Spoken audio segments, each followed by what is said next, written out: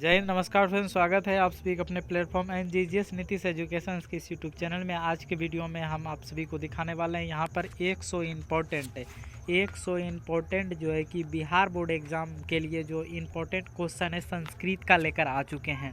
और ये सभी क्वेश्चन जो है कि वेरी इम्पोर्टेंट होगा। और इस वीडियो को अपने दोस्तों के साथ देखने के बाद आप लोग ज़रूर शेयर कर दीजिएगा फ्रेंड्स। तो चलिए हम लोग यहीं से स्टार्ट करते हैं। और सभी क्वेश्चन यहाँ पर VVI क्वेश्चन है फ्रेंड्स। क्या है, पाटलिपुत्र पटना के नाम से कब प्रसिद्ध हुआ था? तो ये क्वेश्चन जो है कई बार बोर्ड एग्जाम में आ चुका है। तो मध्यकाल में इसका सही आंसर आप सभी को मारना है, ऑप्शन सी।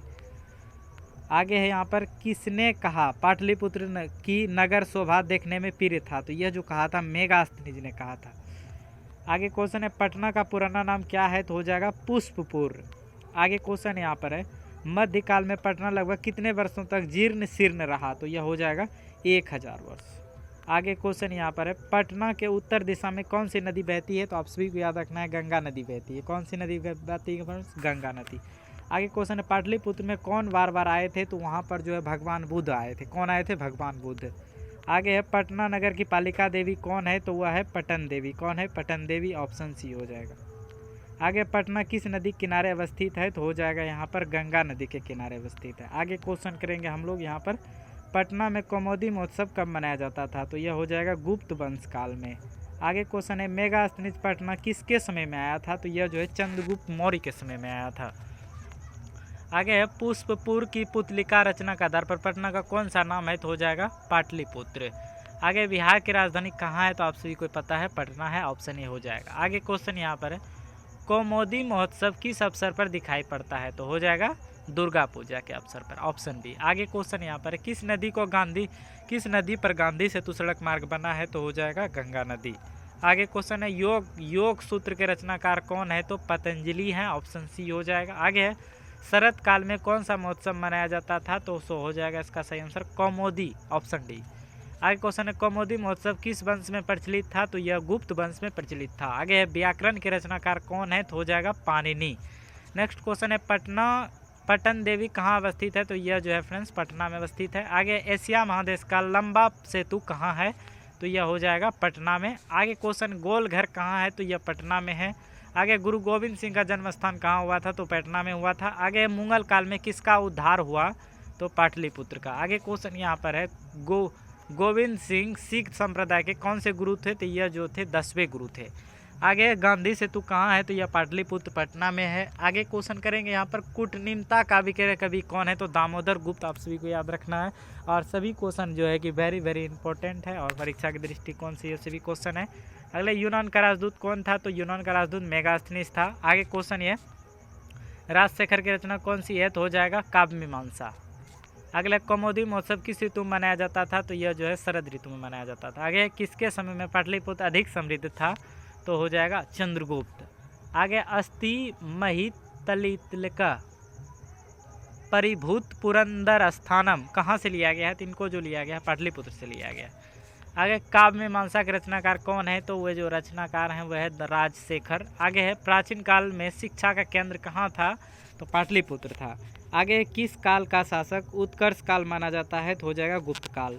आगे, दामोदर गुप्त ने किस काव्य की रचना किया? तो कूटनीमता काव्य हो जाएगा, ऑप्शन बी। आगे क्वेश्चन यहाँ पर है, विद्वानों ने पृथ्वी का तिलक किसे कहा है? तो फिर पाटलिपुत्र हो जाएगा। आगे है, इंद्रलोक किस नगर को कहा गया है? तो पाटलिपुत्र। आगे, स्वर्ण से भी सुंदर कौन सा स्थान है? तो हो जाएगा पाटलिपुत्र। अगला है, गौतम बुद्ध के समय पटना का क्या नाम था? तो उस समय जो है पटना नाम था, पाटलिपुत्र नाम था, पाटलिग्राम। आगे, भगवान बुद्ध भविष्य में किस नगर को महानगर बनेगा कहा था? तो उन्होंने पाटलिपुत्र को कहा था। अगर, सरस्वती का कुलगृह कौन सा महानगर था? पाटलिपुत्र हो जाएगा। अगला, आलस कथा पाठ कहाँ संकलित है? तो यह जो है पुरुष परीक्षा से लिया गया। अगला, आलस कथा पाठ किस प्रकार की कथा है? तो यह हो जाएगा व्यंग्यात्मक। आगे क्वेश्चन है, आलस कथा पाठ में किस दोष का वर्णन है? तो उसमें जो है दोष का जो वर्णन है आलस दोष का। अगला, कौन आलस का बहाना बनाता है? तो हो जाएगा धूर्त। आगे, आलसियों घर में आग कौन लगवाता है? तो हो जाएगा योगी पुरुष। आगे है, आलसियों की परीक्षा क्या लगाकर लिया गया? तो आग लगाकर, ऑप्शन बी हो जाएगा। आगे क्वेश्चन यहाँ पर है, चारों आलसियों को क्या पकड़कर बाहर निकाला था? तो हो जाएगा केस। आगे, आलसियों का रक्षक कौन होता है? तो दयावान पुरुष हो जाएगा। आगे, 4 आलसियों को कैसे बाहर निकाला गया था? तो कैस पकड़कर, बाल पकड़ कर। आगे, आलस कथा अंतर्गत मिथिला में कौन था? तो हो जाएगा वीरेश्वर नाम का मंत्री था। आगे आलस सलाम आग क्यों लगाई गई थी? तो आलसियों की परीक्षा करने के लिए, ऑप्शन बी हो जाएगा। आगे है आलस सलाम आग लगने पर भी कितने लोग नहीं भागे थे? तो हो जाएगा 4। आगे क्वेश्चन है घर में लगी आग को देखकर कौन लोग पलायन हो गया? तो धूर्त लोग हो जाएगा, ऑप्शन डी। आगे क्वेश्चन अरे हल्ला कैसा किसने कहा? तो ये जो प्रथम पुरुष ने कहा था, प्रथम पुरुष। आगे क्वेश्चन यहाँ पर है लगता है इस घर में आग लग गई किस पुरुष ने कहा? तो यह द्वितीय पुरुष ने कहा था। आगे क्वेश्चन है आग को गिरते हुए देखकर कौन आलसियों को बाहर निकाला? तो हो जाएगा नियोगी पुरुष, नियोगी पर। आगे दयावान लोग किसका रक्षक होते हैं? तो यह हो जाएगा आलसी का रक्षक होते हैं। आगे विद्यापति कौन थे? तो यह कवि थे। आगे क्वेश्चन करेंगे यहाँ पर पुरुष परीक्षा किस रूप में विभिन्न मानवों के गुण का? तो हो जाएगा कथा के रूप में। आगे क्वेश्चन है पुरुष परीक्षा किस भाषा में लिखित है? तो यह जो है संस्कृत भाषा में लिखित। आगे पुरुष परीक्षा क्या शिक्षा देती है? तो दोष निराकरण का। आगे क्वेश्चन है बनावटी आलस दिखाकर कौन भोजन ग्रहण करते थे? तो धूर्त लोग। आगे क्वेश्चन है स्थिति शौक करिमूला ही नो धावंती जंतव, ये किस पाठ से संकलित है? तो ऑप्शन ए हो जाएगा आलस कथा से। आगे वीरेश्वर कौन था? तो यह मिथिला का मंत्री था, ऑप्शन बी। आगे क्वेश्चन है संसार में बच्चों का रक्षक कौन होता है? तो होता है माता। आगे पुरुष परीक्षा रचनाकार कौन है? तो यह हो जाएगा विद्यापति। आगे क्वेश्चन यहाँ पर है पुरुष परीक्षा ग्रंथ में किसके गुणों का वर्णन है? तो मानव गुणों के बारे में। आगे क्वेश्चन है लोकप्रिय मैथिली कवि कौन थे? तो हो जाएगा विद्यापति। आगे क्वेश्चन यहाँ पर 17 नंबर है पतिरेव गति, पतिरेव गति कारुणिक बिना किस पाठ से लिया गया? तो ये जो लिया गया है आलस कथा पाठ से लिया गया। आगे स्त्रियों का रक्षक कौन होता है? तो पति हो जाएगा। आगे क्वेश्चन है पति किसका रक्षक होता है? तो स्त्री की, ऑप्शन ए। आगे क्वेश्चन है बच्चों का रक्षक कौन होता है? तो माता होता है, ऑप्शन सी। आगे क्वेश्चन है माता किसका रक्षक होता है? तो बच्चों का। अगला क्वेश्चन है वीरेश्वर अनार्थों को क्या देता था? तो भोजन देता था। अगला क्वेश्चन यहाँ पर है कौन परिश्रम नहीं करना चाहते हैं? तो आलसी हो जाएगा। आगे निर्गताना चो बहना श्लोक किस पाठ से लिया गया? तो इनको लिया गया आलस कथा पाठ से। अगले भूखा रहना कौन पसंद करता है? तो आलसी हो जाएगा। आगे क्वेश्चन स्थिति शौक करिमूला डैश धावंती उजंत वह कहाँ से लिया गया? तो इनको लिया गया पुरुष परीक्षा से। आगे है सारे सुखों का मूल क्या है? तो हो जाएगा संगठन। आगे आग को देखकर कौन सा भाग गया? तो हो जाएगा धूर्त। आगे घर में आग लगने पर कौन नहीं भागा था? तो आलसी। आगे कोई धार्मिक पुरुष नहीं ऐसा किस पुरुष ने कहा था? तो ऐसा जो है तृतीय पुरुष ने कहा था।